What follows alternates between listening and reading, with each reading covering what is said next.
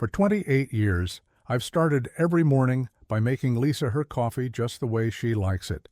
2 sugars, a splash of cream, always in that blue ceramic mug she got from her sister. Even on weekends, when I could sleep in after long hours at the auto shop, I'd wake up early just to see her smile at that first sip. That's what marriage is about, right? Those little moments that make up a life together. This morning was different, though. Maybe it was the way she rushed through breakfast, barely touching her coffee, or how she kept checking her phone under the table. I noticed these things, sure, but I pushed the thoughts away. After all, I had more important things to focus on. Her 50th birthday was coming up next weekend, and I was determined to make it special. "You know, Lisa," I said, watching her gather her things for work, "I've been thinking about your birthday. How about we throw a real party this year? Get everyone together, celebrate properly." She froze for just a second, so brief I almost missed it, before turning to me with that smile that usually melted my heart. "Oh, Henry, that's sweet, but let's keep it simple this year. Just us, a quiet dinner maybe." Something in her voice made my hand pause as I wiped down the counter. Lisa loved parties, always had. Every year since we got married, she'd start planning her birthday months in advance, making sure all our friends could make it. Hell, last year she rented out half a restaurant for what she called her fabulous 49. "You sure?" I pressed, trying to keep my voice casual. "The guys at the shop have been asking about it, and your sister was hoping to come down." "Really, honey, I'd prefer something quiet." She was already heading for the door, keys jingling in her hand. Times change, you know. "I'm just not in a party mood this year." I watched her leave, that knot in my stomach growing tighter. Times change. Yeah, they sure do.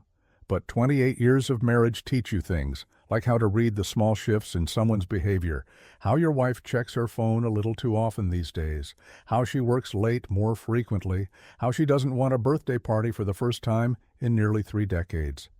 Standing there in our kitchen, surrounded by the life we'd built together, I made a decision.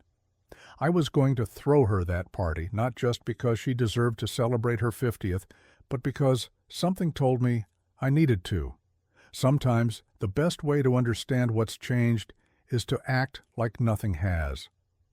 Little did I know that decision would turn her birthday into something neither of us would ever forget. The first thing I did was call Maria's Flowers, that little shop downtown where Lisa always got her arrangements. 28 years of marriage, and I'd never actually been inside. Lisa always said she liked picking her own flowers. But hey, a birthday surprise meant breaking some routines, right? "Welcome to Maria's." The girl behind the counter couldn't have been more than 20, with a bright smile and a name tag that read, "Jenny. How can I help you today?" "Looking to order something special," I said, pulling out my phone to show the kind of arrangement Lisa usually got. "It's for my wife's 50th birthday next weekend." Jenny's smile flickered for just a moment. "Oh, would that be Lisa Mitchell?" "Yeah, that's right." Something in her tone made me pause. "You know her?" "Oh, yes, she's a regular." Jenny started tapping at her computer, a little too quickly. "So, for next Saturday then?" "That's right." I watched her face carefully. "Planning a surprise party for her." Another flicker. "I see." She cleared her throat. "Well, actually, I should check with Maria about special orders for next weekend. We're quite busy, you know." I leaned against the counter, keeping my voice casual. "Busy with birthday orders, I bet. Lots of people must be turning 50 next weekend." Right. Jenny was looking everywhere but at me. I'll check with Maria. Maybe you could come back tomorrow." I left the shop without ordering anything, that knot in my stomach now a solid mass. The walk to my truck felt longer than usual, each step heavier than the last. Inside, I sat there for a good 5 minutes, hands gripping the steering wheel, mind racing through possibilities I didn't want to consider. Finally, I pulled out my phone and did something I'd never done before. I checked our shared phone bill online. Lisa had always handled the bills. More organized, she'd say with a laugh. Funny how things you never questioned suddenly seem so obvious. The screen loaded, and there it was. A number I didn't recognize, called or texted almost daily for the past 6 months. Always during her lunch break or on her way home from work. Always when she knew I'd be at the shop. I saved the number, but didn't call it. Not yet. Instead, I made another call to Rick's Party Supplies, started placing orders, reserved the restaurant. Because if there's one thing I learned fixing cars all these years, it's that sometimes you have to let an engine run to find out what's really wrong with it. I spent that night in my garage pretending to work on Mrs. Johnson's old Chevy while my mind raced through the past 6 months. Every late meeting, every girls' night out, every time she said she was too tired for dinner, it all took on a different meaning now. The worst part? I kept working on that damn car like if I could just fix it. Maybe I could fix everything else too. My phone buzzed. A text from Lisa. "Working late tonight, hun. Don't wait up." I texted back, "Okay, drive safe," like I always did, then pulled up the tracking app I'd installed earlier. Yeah, maybe it wasn't right, but neither was whatever she was doing. I watched the little blue dot that was my wife's phone move across the map. Not toward her office, not even close. The dot stopped at the Grand Hotel downtown. Pretty fancy for a work meeting, especially at 8 p.m. on a Tuesday. I sat there, watching that damn dot stay in one place for 2 hours, my hands getting greasy from absent-mindedly fiddling with tools I wasn't really using. When she came home at 11, her story was all about a client emergency and a database crash. She even threw in some technical terms she knew I wouldn't understand. 28 years of marriage, and I never thought I'd sit in our kitchen, nodding along to lies told so smoothly they must have been practiced. "You seem tired," she said, touching my arm. "You should get some sleep." "Just finishing up some paperwork," I replied, wondering if she could hear my heart pounding. "Big restoration project coming up." She smiled, kissed my cheek, and headed upstairs. The same routine we'd had for years, now feeling like a scene from someone else's life. I waited until I heard the shower running, then checked her purse, something I'd never done before. Her receipt from the Grand was right there, but not for a meeting room, for the hotel bar. 2 glasses of wine, 2 entrees. I carefully put everything back exactly as I'd found it, then went to my laptop and pulled up the restaurant reservations I'd made for her birthday. Looking at the confirmation email, I made a decision. Changed the reservation from 30 people to 50, added a projector rental to the order. If she was going to play this game, well, I'd make sure she had an audience for the final act. That night, I lay awake listening to her breathe, remembering how she used to curl up against me in her sleep. Now she stayed on her side of the bed, clutching her phone, even in her dreams. I wondered who she was dreaming about, then decided I didn't want to know. Not yet. The party was in 4 days. That would be soon enough. The next few days passed like some kind of surreal play where I had the leading role but didn't know all my lines. I'd wake up, make her coffee, kiss her goodbye, all while the mystery number kept lighting up her phone. I watched her delete texts when she thought I wasn't looking, heard her whispered conversations that stopped when I entered the room. Friday night, the night before her birthday, she was extra attentive, made my favorite dinner, asked about my day, even suggested watching that car restoration show I love, all while her phone kept buzzing in her pocket. "So tomorrow," she said, curled up on the couch beside me, "I was thinking we could have lunch at that little Italian place you like?" "Sure," I replied, knowing she had other plans. I'd seen the reservation at La Maison, that fancy French place downtown, made for 2 at 1 p.m., not in her name, of course, in his. "Then maybe a quiet dinner at home?" she continued, her hand on my knee. "Just us?" I smiled, nodded, played my part. Meanwhile, the projector I'd rented was already hidden in my trunk, along with the video I'd compiled. Security footage from the Grand's lobby, timestamps clear as day, photos from the hotel bar, screenshots of calls and texts. All ready for tomorrow night's special presentation at Giovanni's, where 50 of our closest friends and family would be gathering at 7 p.m. sharp. Actually, I said, keeping my voice casual, I did make one small plan for tomorrow night. Nothing fancy, just dinner at Giovanni's. You always loved their tiramisu. She stiffened slightly, just for a second, then relaxed. Oh, honey, I don't know. I'm not really up for... Please? I squeezed her hand. For me? 30 years together next year. Let me celebrate you a little. The guilt flickered across her face. Okay, she said finally. You're right. That would be nice. Later, in bed, she was already asleep when I got a notification.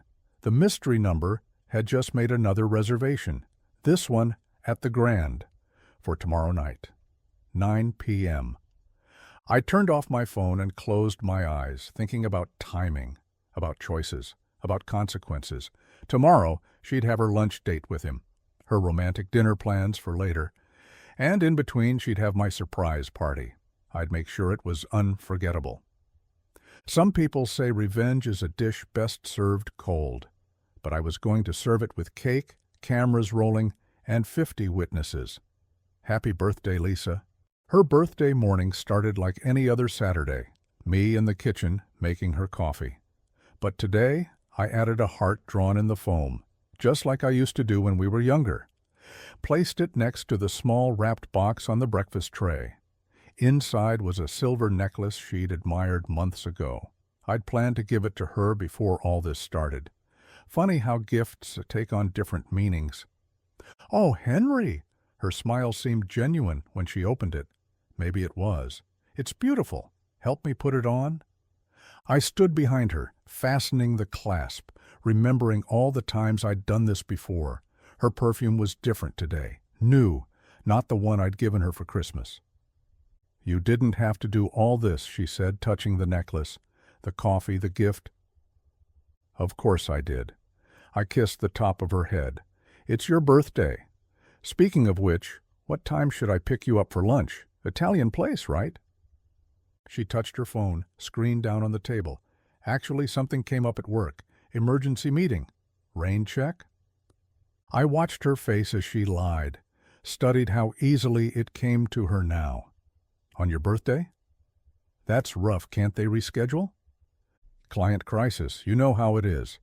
She was already standing, gathering her things. But we'll have dinner tonight, right? At Giovanni's? Wouldn't miss it.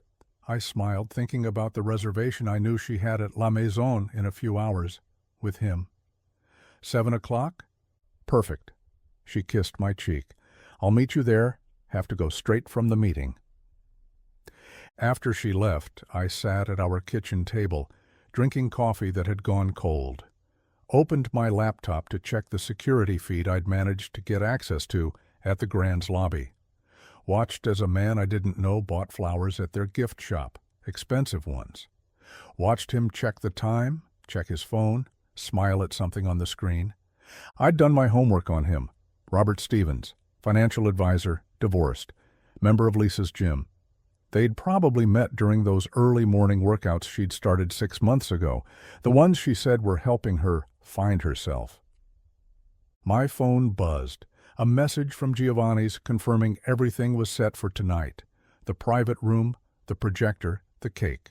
Another message from Rick, my old army buddy, who now worked security at the Grand. He'd make sure I got the lobby footage from lunch. A third from Jenny at the flower shop. She'd finally cracked after I'd confronted her yesterday, told me about the weekly flower orders, always roses, always on Fridays. I spent the next hour setting up my laptop, making sure the presentation would run smoothly. Each slide a nail in the coffin of our marriage. Times, dates, pictures, receipts, all building to the video from the Grand's lobby that Rick would send later today. I thought about calling it off, just confronting her privately.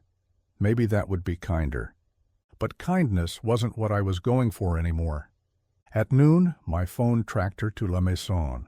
I imagined her sitting across from him, both of them laughing about the work emergency, maybe showing off the necklace I'd given her. My hands shook as I closed the laptop. I had 5 hours until I needed to be at Giovanni's to oversee the setup, 5 hours to decide if I was really going to go through with this, 5 hours to remember every lie, every missed dinner, every fake smile.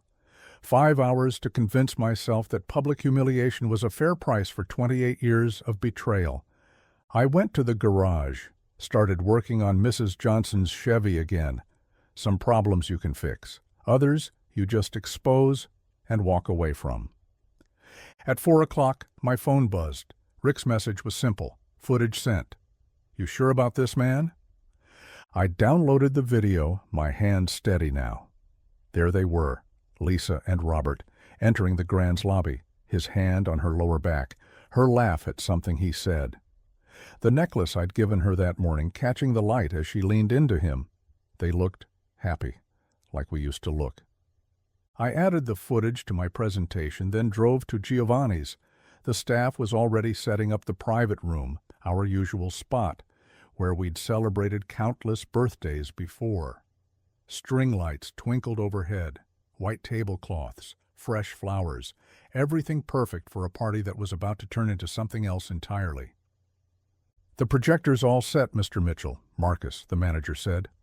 Screens positioned so everyone can see it clearly. I nodded, testing the equipment one last time. Checked my phone. Lisa's dot was still at the Grand. 3 hours after lunch, some work emergency. The guests would start arriving at 6:30. I'd invited everyone, her sister, her colleagues, our neighbors, people who'd been part of our lives for decades, people who thought they knew us, thought they knew her. My phone buzzed again, a text from Lisa. Just wrapping up the meeting. Can't wait for dinner. I watched the typing bubble appear and disappear several times before another message came through. Sorry, today's been so crazy. I'll make it up to you. The thing about lies is how they pile up, each one making the next one easier, each one making the truth more impossible to tell.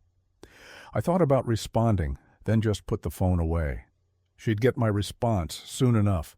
People started arriving early. Mary from next door brought a homemade cake, not knowing I'd ordered one from the restaurant. Tom from the auto shop came with his wife, both dressed up for the occasion. Lisa's sister Jennifer flew in from Chicago, full of questions about why Lisa hadn't returned her calls lately. She's been so distant, Jennifer said, helping me arrange gift bags on a table. Ever since she started those morning workouts? I just nodded, checking my phone again. Lisa's dot was finally moving, leaving the Grand, probably heading home to change for dinner, to wash away the afternoon. At 6:45, the room was full. 50 people, all here to celebrate, all unknowing participants in what was about to happen. I felt a moment of doubt. These were our friends, our family. Was I really going to do this to her, to them? Then my phone lit up with another message, from her to him. Amazing afternoon. Can't wait for later. Love you. I deleted the message, straightened my tie, checked the projector one last time. In 15 minutes, she'd walk through that door expecting a quiet dinner with her husband. Instead, she'd find 50 witnesses to her double life, a room full of people about to learn who she really was. The waiters started pouring champagne. Someone dimmed the lights. I heard excited whispers as people took their places, ready to shout, "Surprise!" I stood by the projector, remote in hand, watching the door. Some surprises, it turns out, work both ways. At 6:58, my phone buzzed. Just parking. Sorry if I'm a minute late. I watched through the restaurant's front window as she got out of her car. New dress. Not one I'd seen before. Her hair was perfect, makeup fresh. No sign of a day spent in emergency meetings. She stopped to check her reflection in a storefront window, adjusting that silver necklace I'd given her this morning. One last lie sitting pretty against her throat. Inside the private room, Our friends and family waited in the dim light, champagne in hand, smiles on their faces. None of them knew they weren't just here for a birthday surprise. They were here to be witnesses. 2 minutes, I whispered to Marcus, who nodded and positioned himself by the light switch. My hand tightened around the remote control in my pocket. The projector hummed quietly, ready. On the screen, hidden by the current darkness, the first slide waited. A tale of two parties. I could hear her heels clicking on the restaurant's wooden floor. Could picture her walking through the main dining room, probably checking her phone one last time. Probably texting him about their plans for later. The door handle turned. Surprise! The lights blazed on. 50 voices shouted at once. 50 faces smiled. Cameras flashed. In the doorway, Lisa froze, her hand still on the door handle. I watched her face cycle through expressions: shock, confusion, panic, forced delight. Oh my God, her voice was perfectly pitched, surprised, but pleased. Always the performer, my wife. Henry, everyone, I can't believe this. She moved through the crowd, accepting hugs, kisses, birthday wishes. Her sister Jennifer grabbed her in a tight embrace. Why haven't you been answering my calls, stranger? Just so busy with work, Lisa laughed, but her eyes darted to me, checking my expression, trying to read how much I knew. I stayed by the projector, remote still in my pocket, watching her perform. She was good at this, the loving wife, the surprised birthday girl, the center of attention. Maybe she'd had practice living these double lives. Speech, someone called out. Others took up the cry, speech, speech. Lisa raised her champagne glass, blushing prettily. I'm so overwhelmed. I had no idea. Henry, you shouldn't have. Oh, but I should have, I said, finally stepping forward. It's your 50th birthday. It deserves to be special, memorable.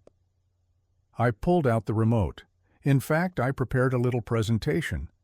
Her eyes fixed on the remote, on the projector, on the screen. Something flickered in her expression, a crack in the performance. Ladies and gentlemen, I said, raising my own glass. The room quieted, all eyes on me, all cameras still recording. My wife Lisa has always loved surprises. Today, I thought we'd share a few. I pressed the button. The first slide appeared. Lisa and Robert entering the Grand. Today's timestamp clear in the corner. Her hand in his. That silver necklace catching the light. The room went silent. Cameras lowered, glasses stopped clinking. And in that perfect, terrible silence, I heard Lisa's champagne glass shatter on the floor. The sound of breaking glass seemed to hang in the air. Champagne spread across the hardwood floor like spilled secrets, but nobody moved to clean it up. All eyes were fixed on the screen, then on Lisa, then back to the screen. The timestamp in the corner blinked accusingly, 1:47 p.m. today. I clicked to the next slide.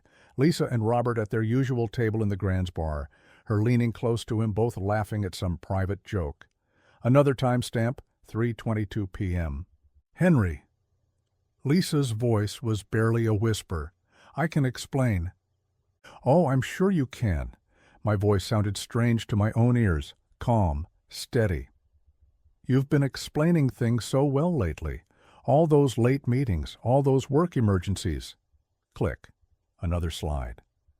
Like your work emergency today at La Maison? Someone gasped. Probably Jennifer. She'd been the one to recommend that restaurant for her own anniversary last year. The irony wasn't lost on me. These pictures... Lisa's hands were shaking now. This isn't what it looks like. Really? Click. A series of screenshots, call logs, text messages, hotel receipts. Because it looks like you've been sleeping with Robert Stevens for the past 6 months. It looks like you've been living a double life. It looks like you plan to celebrate your birthday twice today, once with your husband and once with your lover. The room erupted in whispers. I saw phones being pulled out, photos being taken of the screen. Tomorrow, This would probably be all over our social circles group chats. Good. Let everyone see. Let everyone know. Who wants to hear about the flowers? I continued, my voice rising slightly. Every Friday, always roses. Jenny at Maria's was quite helpful once I showed her the credit card statements. I nodded to where Jenny stood near the back, looking uncomfortable but determined. Or should we talk about the gym membership, the one you got 6 months ago? Funny how you and Robert always seem to have the same workout schedule. Stop it. Lisa's voice was stronger now, angry. You've made your point. Have I? Click. The video started playing. Today's footage from the Grand's lobby. Their intimate goodbye after lunch. His hands on her waist. Her kiss that lasted too long to be casual. Because I think there's one more point to make. Lisa's sister Jennifer stood up abruptly, her chair scraping against the floor. I can't watch this. She turned to Lisa, tears in her eyes. How could you? He loved you so much. Loves, I corrected quietly. Present tense, at least for the next few minutes. The video continued playing. Around the room, people were starting to move, some heading for the door, unable to bear the awkwardness, others leaning forward, unable to look away from the train wreck unfolding before them. Tom from the auto shop put his hand on my shoulder, a gesture of silent support. Henry, please, Lisa tried again, taking a step toward me. We can talk about this privately. Like you talked privately with him? My finger hovered over the remote. Don't worry, Lisa. The best part's coming up. Should we show everyone your plans for later tonight? I clicked to the next slide. A reservation confirmation from the Grand. Tonight, 9 p.m. The honeymoon suite. Her name, his credit card. The perfect end to her perfect birthday. Did you think I wouldn't find out? My voice was still steady, but something was building inside me. Did you think I was too stupid? Too trusting? Too busy fixing other people's cars to notice my own life falling apart? Lisa's face had gone from red to white. She gripped the back of a chair, knuckles pale. Henry, you're drunk. You're not thinking clearly. Actually, I'm thinking clearly for the first time in months. I turned to address the room. Did you know she stopped wearing the perfume I gave her? Started wearing something new. His choice, I'm guessing. Did you know she changed her coffee order? 2 sugars became 1. Cream became almond milk. Small changes. The kind you make when you're trying to please someone new. That's enough, Lisa's voice cracked like a whip. This is between us. No, I cut her off. It stopped being just between us when you made our whole life a lie. When you turned our friends into unknowing accomplices. When you used our marriage as a cover story. I clicked again. A series of photos appeared. Lisa and Robert at various restaurants over the past months. Everyone here has seen you with him, at places they recommended, at celebrations they attended. You didn't just betray me, Lisa. You made fools of everyone in this room. The whispers had stopped now. The room was dead silent except for the hum of the projector and the sound of Lisa's ragged breathing. You want to know the worst part? I continued, my voice dropping lower. It's not the affair. It's not even the lies. It's how good you got at it. How easily you could kiss me goodbye in the morning, spend the afternoon with him, then come home and tell me about your day like nothing happened. 28 years of marriage, and I never knew you could be so perfect at pretending. Lisa's sister Jennifer was openly crying now. Tom's wife had her hand over her mouth. Mary from next door was staring at her shoes. The room felt like a pressure cooker about to explode. I can't believe you did this, Lisa finally said, her voice shaking. Humiliating me in front of everyone. Humiliating you? I laughed, and the sound was harsh even to my own ears. No, Lisa, you did that yourself. I'm just making sure you can't hide from it anymore. I clicked to the final slide. A simple text message thread from earlier today. Lisa. Can't wait for tonight. Going to make some excuse about being tired after dinner with Henry. Robert, got the suite booked. Special champagne ordered. Lisa, perfect. Love you so much. He doesn't suspect a thing. The room erupted. Some people started gathering their things, heading for the door. Others sat frozen, unable to look away from the train wreck unfolding before them. A few were taking photos of the screen. Tomorrow, this would be all over town. I filed the divorce papers yesterday, I said into the chaos. They'll be delivered to your office on Monday. I've already moved my things to Tom's garage apartment. The house is yours. I don't want anything you've touched anymore. Lisa took a step toward me, mascara starting to run. Henry, please. We can work this out. Couples, counseling. There's nothing to work out. I turned to the room. Thank you all for coming to Lisa's birthday party. I know it's not the celebration you expected, but then again, nothing about Lisa is what we expected, is it? I reached into my pocket and pulled out my wedding ring, placed it on the table next to the untouched birthday cake. Happy birthday, Lisa. Don't worry about saving me a slice. I'm sure Robert ordered you a better one for later. The room was so quiet you could hear the ice melting in the untouched glasses. 50 people watching as 28 years of marriage shattered like Lisa's champagne glass on the floor. The exodus began slowly, then picked up speed. People mumbling excuses, avoiding eye contact, hurrying toward the exit. The birthday party turned funeral for a marriage, with everyone eager to escape the scene of death. But Lisa wasn't done. She'd found her voice again, anger replacing shame. You planned this, all of it, the party, the presentation. You're just trying to destroy me. Destroy you? I turned back from where I'd been gathering my things. No, Lisa, I'm just making sure everyone knows exactly who you are. Speaking of which, I pulled out my phone, checked the time. Isn't Robert waiting for you? The honeymoon suite at the Grand isn't going to enjoy itself. Her face contorted. You bastard. Actually, Jenny from the flower shop spoke up from where she still stood. He should be getting the cancellation notice right about now. I called the Grand earlier, mentioned something about a credit card fraud investigation. Lisa's head snapped toward her. You had no right. Like you had no right to make me lie for you? Jenny's voice trembled. Every Friday, ordering flowers, making me promise not to tell if your husband came in? Do you know how that felt? I think we all feel pretty stupid right now, Jennifer, Lisa's sister added. She was gathering her coat, eyes red. All those times you canceled family events, saying you were too busy with work. Were you with him then too? Lisa looked around the room, searching for allies, finding none. Even those few guests still lingering were turning away, unwilling to meet her gaze. The weight of 50 people's judgment pressed down like a physical thing. You don't understand, she tried one last time, turning back to me.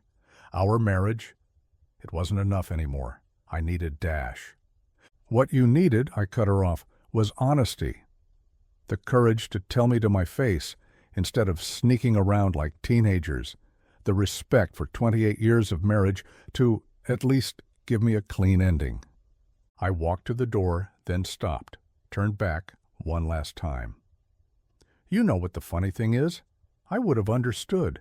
If you'd fallen out of love, if you'd found someone else, it would have hurt, but I would have understood.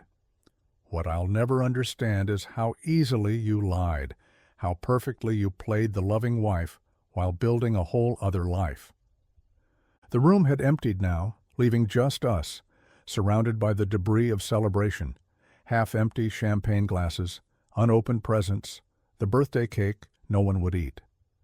Your things are packed, I said quietly. I left them in the guest room. The house is yours. I meant that. I don't want anything from our life together anymore. It's all tainted now. Henry? Her voice was small now, all the fight gone. What am I supposed to do? I don't know, Lisa. Maybe call Robert, though he might be busy canceling other reservations right now. Funny how a fraud alert can mess up so many plans. I reached the door, hand on the handle, remembered all the times I'd opened doors for her, thinking I was being a gentleman, wondering now if she'd been laughing at me the whole time. Goodbye, Lisa. Happy birthday. I hope it was memorable enough for you. I walked out into the cool evening air, leaving behind the ruins of a party, a marriage, and 28 years of what I'd thought was love. I drove to Tom's garage apartment, muscle memory taking me through streets I barely saw. My phone kept buzzing. Messages from party guests, probably offering support or sharing gossip. I didn't check. Tomorrow would be soon enough for the aftershocks. The apartment was small, just one room above the repair shop, but it was clean and quiet. Tom had left a six-pack in the mini-fridge with a note. You did what you had to do. Call if you need anything. Good old Tom, always prepared. I sat on the bed, narrow, nothing like the king size I'd shared with Lisa for almost 3 decades, and finally let myself feel it. The anger was gone, burned out in that restaurant room. What remained was emptiness. Like someone had reached inside and scooped out everything that made me who I was. My phone buzzed again. Lisa this time.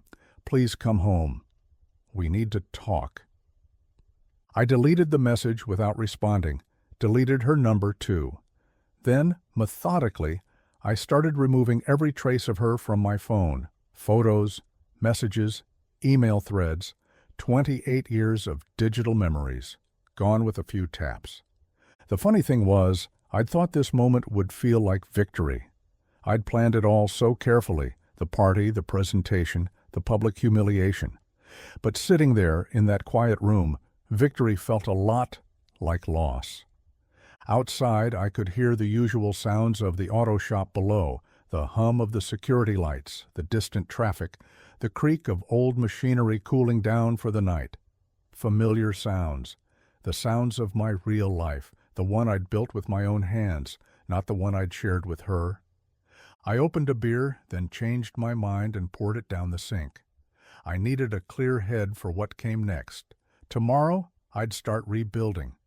But tonight, I just needed to sit with the silence and let it teach me how to be alone again. The auto shop opened at 7 the next morning, like it always did. I was already there at 6, working on Mrs. Johnson's Chevy. There's something therapeutic about fixing cars. Every problem has a solution. Every broken part can be replaced. Unlike marriages.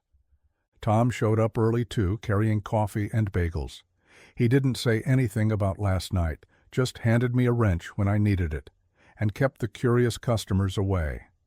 By noon, we'd fixed not just the Chevy, but also Miller's old Ford and that temperamental Volkswagen that had been sitting in the corner for weeks.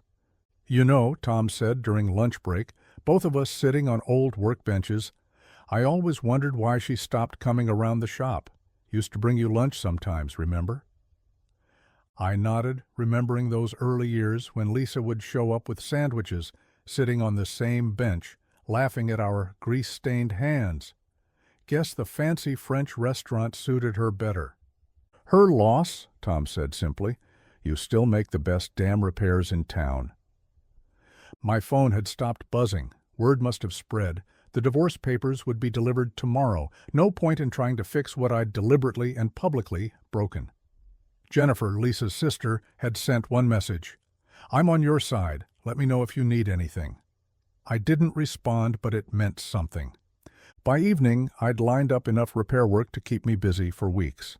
People kept remembering they needed their cars checked, making appointments, bringing in vehicles that could have waited. I knew what they were doing, giving me purpose, routine, normalcy. I was grateful. You should come over for dinner, Tom said as we were closing up. Sarah's making her lasagna. The kids miss their Uncle Henry. I almost said no. Almost retreated to that quiet apartment upstairs. But then I thought about Lisa, probably sitting alone in her house, and I realized I didn't want to be alone too. Yeah, I said, wiping my hands on a shop rag. Lasagna sounds good. A week after the party, I finally went back to the house to get the last of my things. I'd timed it for when I knew Lisa would be at work, her real work, not her made-up meetings. The divorce papers had been delivered, signed, returned. Quick and clean, like pulling off a Band-Aid. The silver necklace I'd given her on her birthday was sitting on the kitchen counter with a note. "You should return it." I left it there. Some gifts, once given, can't be taken back, just like some broken things can't be fixed. In the garage, I found my old toolbox, the one I'd had since I first started working on cars. Lisa had decorated it with stickers years ago, trying to make it prettier. I'd kept those stickers, even when they started peeling. Now I scraped them off one by one, watching 28 years of memories fall away, like old paint. "You're going to be okay, you know." I turned to find Jenny from the flower shop standing in the garage doorway. She'd been dropping off arrangements at the house next door. "I know," I said, and surprisingly, I meant it. "Sometimes the most valuable repairs are the ones you do on yourself." She smiled understanding. "No more roses on Fridays." "No more roses ever," I agreed.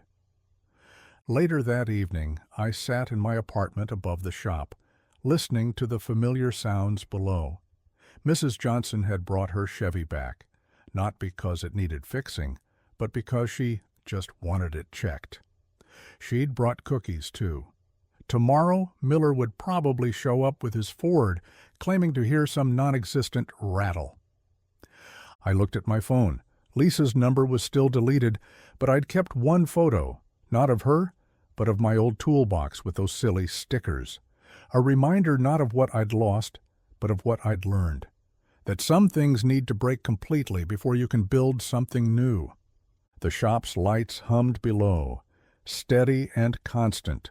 There would be cars to fix tomorrow, and the day after, and the day after that. Life doesn't stop for broken hearts. It just gives you the tools to rebuild them.